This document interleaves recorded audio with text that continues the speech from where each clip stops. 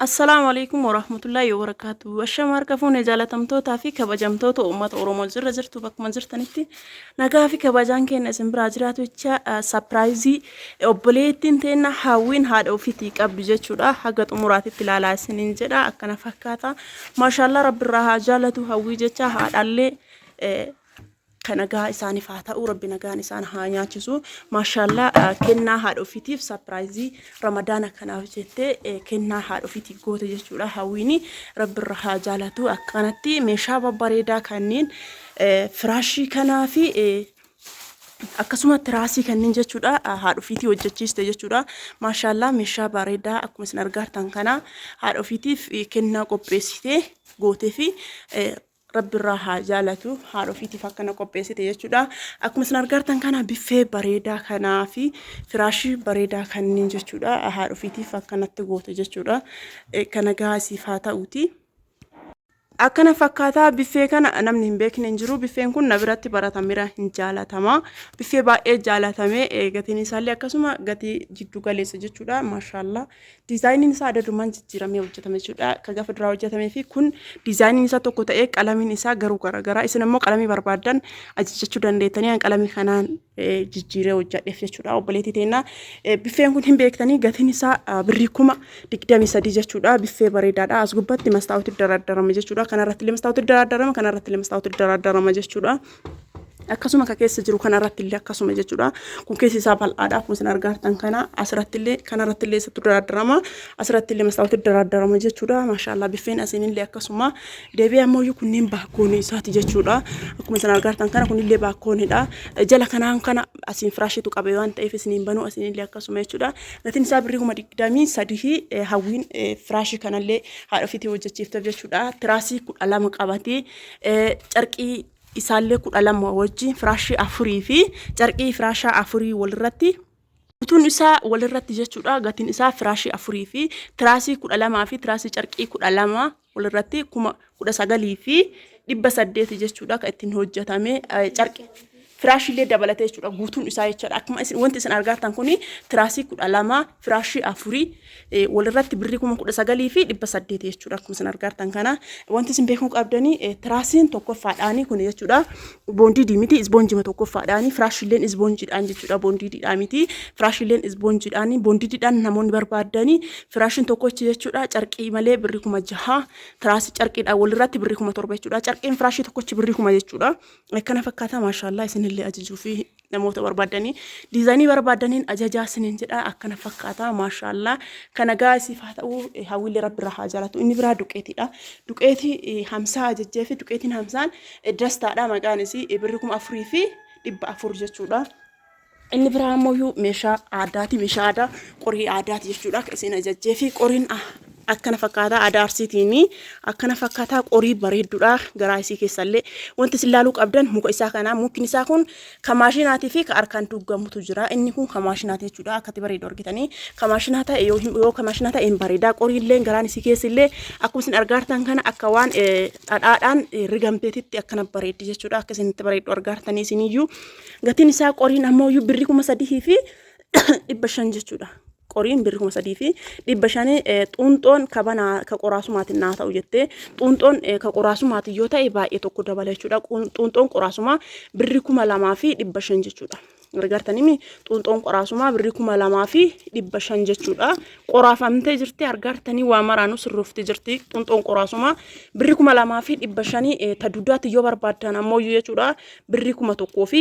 800 jechuudha kaaniin hin qannasa inni biraa ammoo burcuqqoo kanaa fi jookii kana isaa walirratti jechuudha kun isin argartan kana burcuqqoon kunii fi jookiin kun walirratti jechuudha burcuqqoon kunii fi jookiin kun burcuqqoo 6 fi jookiin kun walirratti birrii 1,000 fi 500 jechuudha akkuma isin argaa jirtan kana inni biraa ammoo maankaa fannoodha maankaan fannoon kuni birrii 1,000 fi 200 jechuudha akkuma isin argartan kana maashaallah maankaa fannoon kuni inni biraa ammoo rakabooti abbaa gadaadha rakabooti abbaa gadaa kana guddichaan jechuudha qabitee fi guddichi kanallee ofirraa qaba manda jaallee ofirraa qaba jechuudha akkuma isin argartan kana akkana jira jechuudha rakabooti abbaa gadaa guddichi akkana jira kinooti jechuudha maashaallah baay'ee guddaadha siinii kudha lama qabatee ka'eeyyuu bootaan jidduun irraa hafa jechuudha. Boota hafe kanneen yoo barbaadan jabanallee yoo qabaatan as birallee kaa'achuu danda'anii yoo buusanii kan sukkaarallee as birallee kaa'achuu danda'an jechuudha. Siinii kudha lamaa fi rakabootiin abbaa gadaa kun walirratti birri 3,000 jechuudha. Akkuma isin argartan kana sarbisillee ofirraa qaba argartanii kinuuti sufraan margaa kun kan luqqaanesanii oriijinaaliidhaan jechuudha. Bal'inni isaallee asirraa kaasee haga kiinoo caafisaniiti hin argitanii baay'ee bal'aadha. Gatiin isaa immoo birri 900 jechuudha. Inni biraa immoo mandajaadha. Mandajaan kun mandajaa guddaadha. Mandajaan guddaan kun akkuma isin argartan kana baay'ee guddaadha. Gatiin isaa birri 1,200 jechuudha. Akkuma isin argartan kana inni biraa immoo kidaaniidha. Kidaaniin kun maashaallah kidaanii abbaa sadii kana naabitinaan jettee ani kanumaan bitee jechuudha. Kidaaniin kun firee sadii isaatti walirra gurgurama. Fireen sadii isaa birri 1,700 jechuudha. Sadiin isaa walirratti jechuudha birri 1,700. Inni biraa immoo siinii fannootuun xiqqoodhaanii kabitee fi xiqqoon birri 1,800 hin beektanii.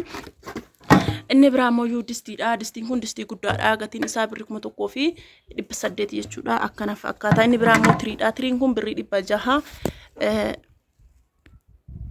Tiriin kun birri 600 jechuudha. Kunillee hin jira.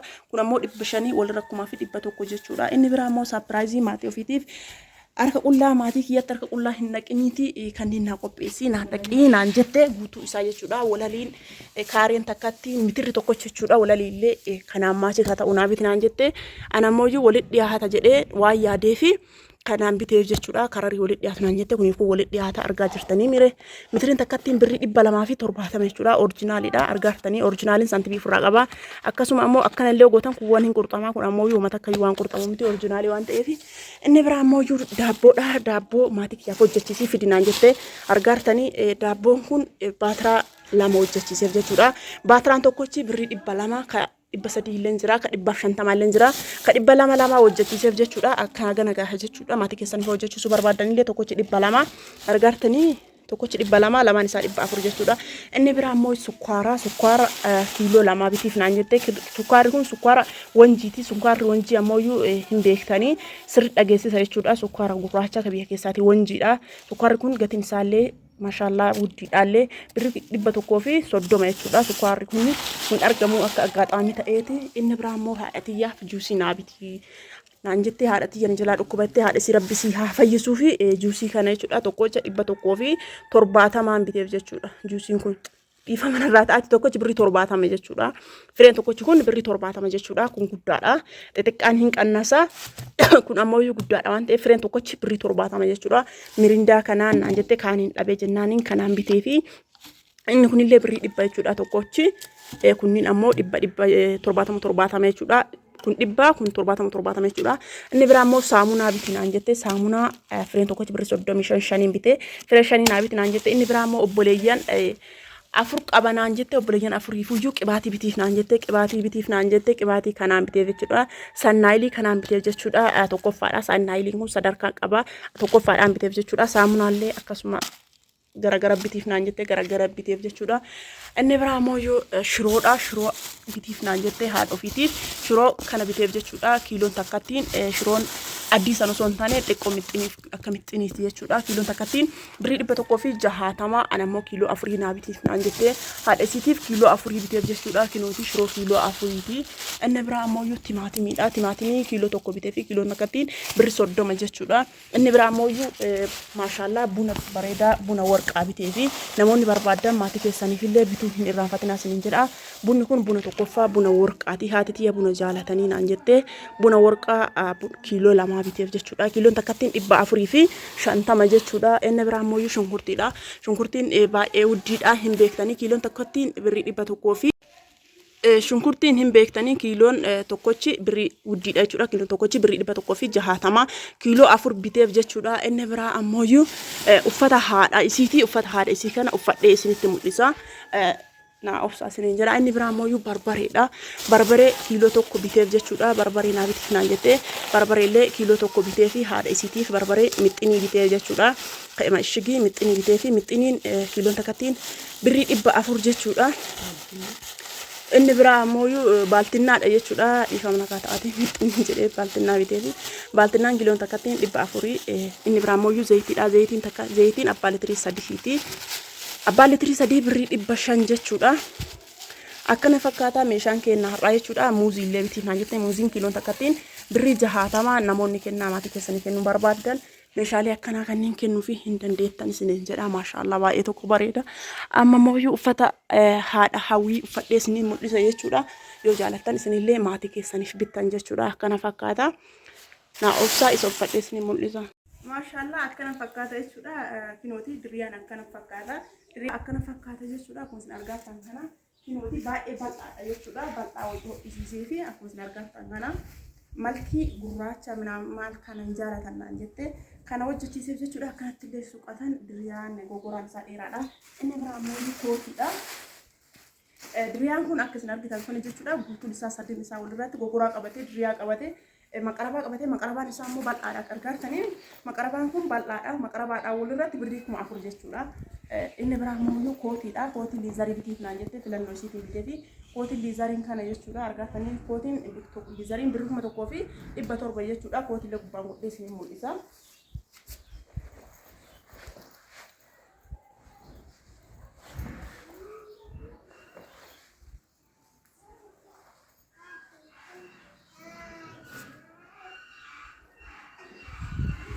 Kootiilee akkana uffadheera jechuudha. Kinooti isin mul'ata. Akkana jechuudha. Maashaallah kana gaasiif haa ta'u hawwiin meeshaa akkanaa bitteef jechuudha. Haadha isiitii rabbirra haa jaalatu. Meeshaa akkana fakkaatu bittee fi maashaallah jedhaanii du'aa iddoofi akkana fakkaata jechuudha. Maashaallah waan bareeda bittee fi gatiin kootii kanaa birrii 1,100 isin jedheera. Diriyaan birrii 4,000 isin ammoo kan barbaadan bituu dandeettanii kan 7,000 hin jira. Diriyaan 7,000 hin jira. Kun gatiin isaa hin qannasa garuu baay'ee bareedaadha. Kun argatan kana bareedaadha. Inni kun calleedha. Kun immoo waan irraa baasuu fakkaatina baay'ee bareedaadha. Kararii barbaadanii bituu fi dandeettanii namoonni barbaadan ofiillee bitachuu dandeettan jechuudha. Akkana fakkaata yoo jaalattan ofiillee bitadhaa isiniin jedha. Inni biraa immoo zaambiliidha. Zaambiliin kun birrii 300 jechuudha. Zaambilii kana bittee fi zaambiliin kun birrii 300 kan qannasullee hin jira yoo barbaadanii. Maatii keessaniif yoo barbaadan sapiraayizii akkanaa kanneen bitaa fi isiniin jedha. Lakkoofsi bilbilaa fi duwwaa 9 72 duwwaa 25 19 irratti heeloonaan jechuun hin dandeettan isiniin jedha. Maatii keessanii caammaalee quxurii barbaadnaan kennaa ramadaana kanaaf akkasuma sooma hiikaaf illee jechuudha. Saayiziin inni kun argartanii saayiziin kun jechuudha. Saayizii guddaadhaan argartanii saayizii guddaadhaan biteef jechuudha. Akkuma argatan kana saayiziin isaa guddaadha. Diriyaa ammoo jechuudha qannaaf hin muramu akkuma bittinee isaa bitame sanitti hodhisiifame jechuudha. Maqarabaan ammoo akka hin yaane caafin isaa overlookii dhahamee jechuudha. Kan hojjetamu gogoraa bichaadha. Gogoraallee baay'ee irraa hin murree xiqqashuma murree jechuudha. Haati dheertuudha naan jette. Anaakin hootii laastikiin isaa as birannaa ta'e jechuudha. Argitanii as birannaa ta'e garaa irratti naa ta'e jalli isaa mooyyuu kinootii hagana dheerata jechuudha. Jalli isaa hagana dheerata. Maaliif hin suuqata waan ta'eef handhuu harma jalatti illee oole nama guddaa waan ta'eef bareedaa ta'a. Homaa waan baduu hin qabu hin tola malee jechuudha. Meeshaan keenyarraa akkana fakkaata. Yoo jaalattan keessana dubbisuu hin irraanfatina. Lakkoofsi bilbilaa kee duwwaa 972 duwwaa 25 meeshaan kun bootaan inni deemu qoreedha. Qoree deema jechuudha. Meeshaan hawwii kuni qoree deema kennaa haadhaati. Qoree deema waan ta'eef qoree baadiyyaa deema. Isinillee yoo barbaadan biyya barbaadanitti ajajachuu hin dandeettan jechuudha. Makiinaa akka geessu kontiraata waan ta'eef baadiyyaallee hin deema. Baadiyyaallee isin geessa waan ta'eef akkana fakkaata jechuudha. Diriyaan firii isin haga haadha deema qomatii hin beeknu afaan goona namoonni bitanii fi rakkatina. Diriyaan muluma gadi hodhisiifama waan ta'eef yoo dheerate ammoo kuniyyuu argatanii baay'ee dheerata. Garuuyyuu ol deebi'ee akkana suuqatama waan ta'eef diriyaan ol deebi'ee akkana suuqatama waan ta'eef yeroo isaan bareedaa argatanii ol deebi'ee akkana yoo suuqatama bareeda jechuudha. Akkana fakkaata quxurii caammaa bichaadha. Caammaa ammoo quxurii maatii haadha keessanii hin wallaaltan jechuudha. Akkana fakkaata nagatti.